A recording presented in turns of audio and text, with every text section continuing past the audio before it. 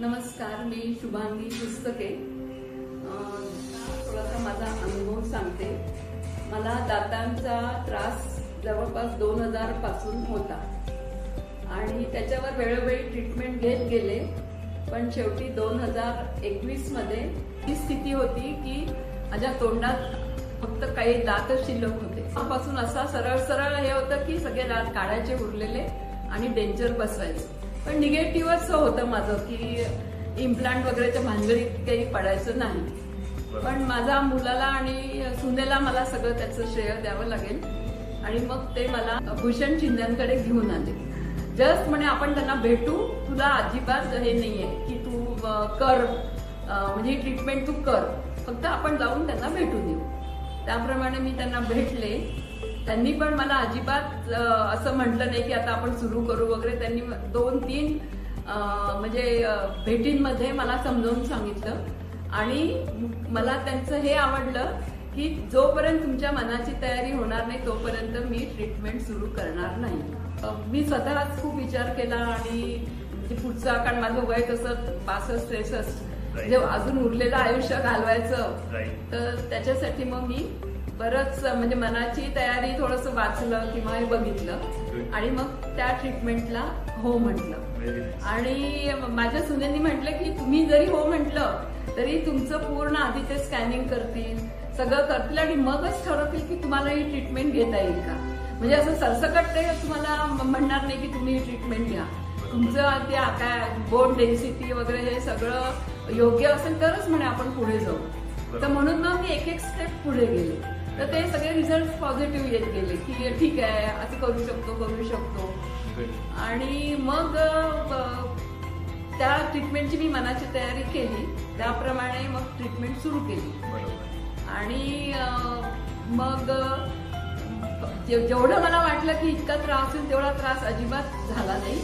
थोडाफार जो झाला तो ठीक आहे, कारण ते स्क्रू म्हणजे आपल्या मनातच सगळं असतं की बापरे ते ड्रिलिंग करतील, मग ते स्क्रू घालतील आणि मग आता कसं होईल आपलं. पण तसं काही होत नाही. एकतर डॉक्टरांची ट्रीटमेंट म्हणजे हात खूप चांगला असं म्हणता येईल, असं म्हणतात जनरली. आणि त्यांचं म्हणजे समजावून सांगण्याचं हे तर अगदी 100% मी त्याला मार्क दिलाय की ते पेशंटला खूप कम्फर्टेबल करतात. 16 इम्प्लांट बसवले मी, पण मला जेवढा म्हणजे असं वाटतं समोर त्याला तेवढा त्रास नाही झाला. तेवढा पुरता होतो, आपण पेन किलर वगैरे घेऊन ते होऊन जातं.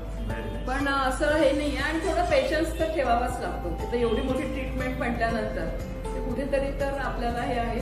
पण अशी खूप भरमसाठ औषधं घ्यावी लागतात, हे सगळ्यात महत्वाचं की ती नाही घ्यावी लागत.